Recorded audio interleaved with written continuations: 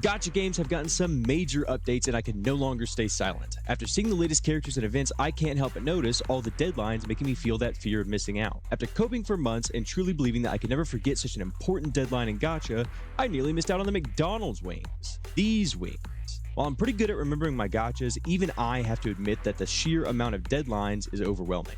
So I decided I'm going to make a series compiling all of the deadlines from the gacha games that I play into one place. Here are all of the current deadlines in Genshin, Zenless, and Wuthering Waves. Alright, let's start with Genshin since it has the earliest deadlines for almost all of its events. Most of them end in 8 days, aka October the 7th. Somewhere around in there is whenever the 5.1 update is coming to Genshin. It's going to bring a new story, a new character, and hopefully some new events. But for right now, we are currently running the Kanich and Raiden banner for 8 more days, alongside their trials, which will offer you 40 Primogems if you complete them. We've also got a new picture event that isn't fully open for another 3 days, but once it's fully open, you'll have 5 days to complete it. It's a really simple one. You can probably finish the whole thing in 15 minutes and you're going to get 420 primos for doing it. The Thorn and Crowns event ends tonight, so if you're watching this on Monday, it's already gone. And then we have 2 event tabs that are related to the new story that released. The story itself is permanent, but there's a bonus 560 Primogems if you do this story before the release of 5.1 in 8 days. As far as events go, there's also a thank you gift that we're receiving in the mail, getting 400 primos per day for 4 days, as well as this cute little fella that you see floating next to me. I believe you can log in anywhere between October the 1st and October the 7th just one time and you'll get all of the rewards. October 1st being whenever the 4th day hits and we get all the rewards in one go. But I'm pretty sure you can log in just one time after that, before the 5.1 update, and you'll get all of them for a total of 1,600 Primogems. And the last event that is still running until the 7th is a free 5-star selector. Pick one of the standard 5 stars to get them instantly. These 2 events combined is crazy to look at because Genshin giving us a free 5-star, even if it is standard, and a free 10 pull is unheard of. The Genshin Battle Pass will be coming to a close in 7 days. Its weekly tasks reset every Monday, so if you're doing the Battle Pass, make sure every Monday you're doing those weekly tasks. I personally don't care for the Battle Pass, but something that I do care about is that in the BP event tab, there are some free primos that you can get for just leveling up any 5-star artifacts 100 times. This is really nice because leveling up your 5-star artifacts is something you need to be doing anyway, and this is a good incentive to get the newer players to go, oh, I should really actually be leveling up different artifacts and seeing how good they roll. Up next is the Imaginarium Theater. This thing resets Tuesday morning, so not Monday like everything else, and it has a 1-month reset cycle just like the Abyss, but the 2 of them alternate so that 2 weeks from Tuesday will be the Abyss reset. 2 weeks after that is the Theater,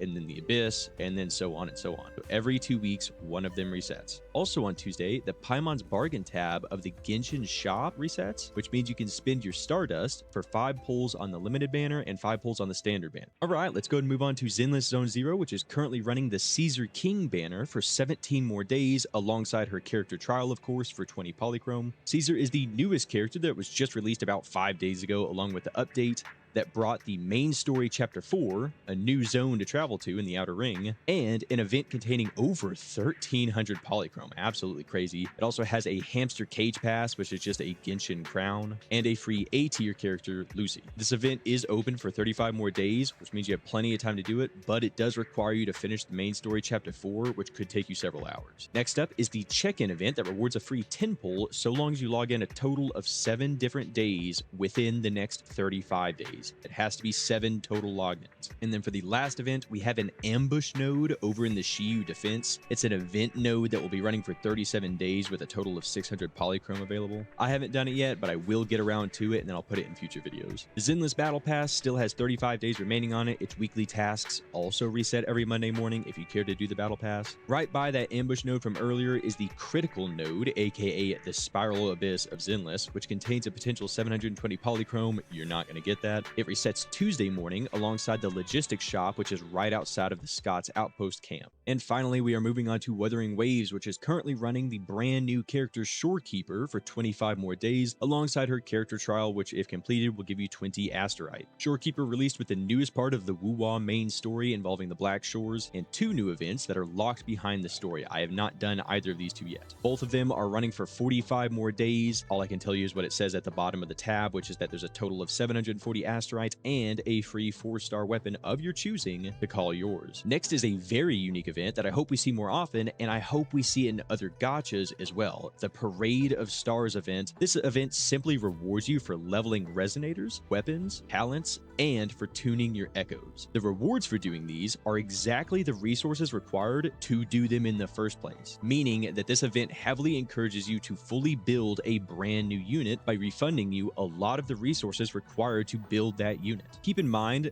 that this event is running for 45 more days, yet Shorekeeper's banner is only here for 25. This event will still be out when the next banner comes around, so there's kind of a lot of time to decide who you want to use this on. You don't have to pull for Shorekeeper and build her, of course. You could just wait, or build any of your other characters, such as a standard 5-star. The final event is a check-in event that rewards 5 limited banner pulls and 5 standard banner pulls. Honestly, kind of the weakest one that we've seen so far. What's going on, Wuthering Waves? It has 44 days remaining, but again, you must log in for 7 different days of those 44 before the event closes. You can't do it all in one day. Also, the item exchange tab of the shop just refreshed, and it shares the 45-day timer with the bigger events. So be sure to stop by and spin your oscillated coral, that kind of mediocre resource that you get for just pulling on any banner, to receive 7 limited banner pulls, 7 limited weapon banner pulls, thank you Wuthering Waves, and 7 standard banner pulls. Wuthering Waves Battle Pass still has 44 days remaining, and its weekly task reset every Monday morning. The Tower of Adversity, which is just the Spiral Abyss of Wuthering Waves, resets tonight, and therefore you have 2 weeks to do it. And that is all for Wuthering Waves. Let's move on real quick to the weeklies of all 3 games. All of these reset Monday morning every week. Up first, I mentioned again the Battle Pass. Up next is the weekly bosses. In Genshin Impact, the first 3 bosses you fight are half price, which means you only have to pay 30 resin to fight them instead of 60 resin. You can only fight each boss 1 time no matter what. So once you fought your 3 most important ones, you can then fight all of the other ones for 60 resin.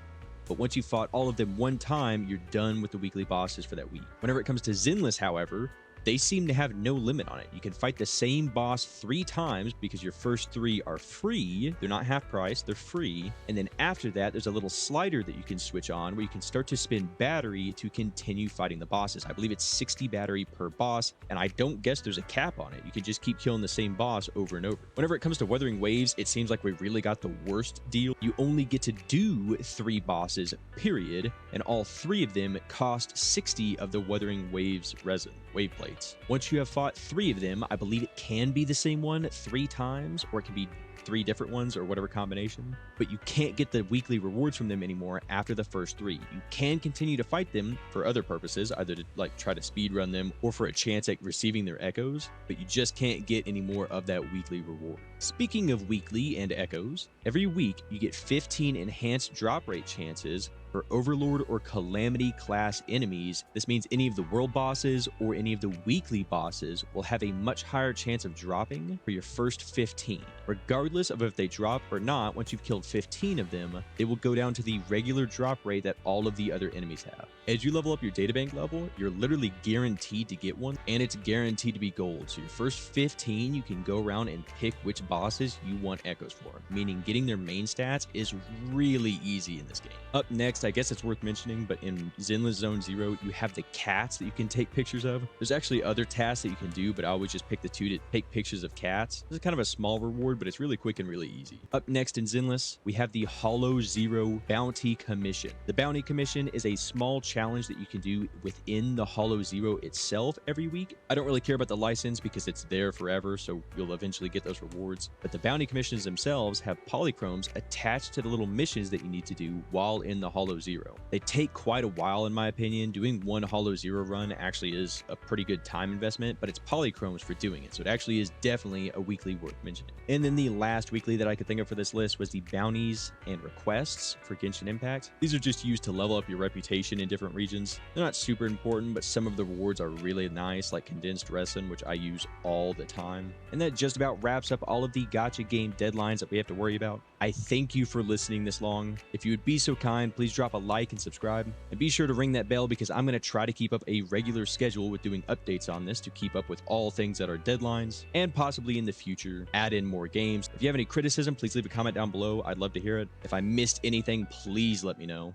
Have a good one, and best of luck to you on your polls.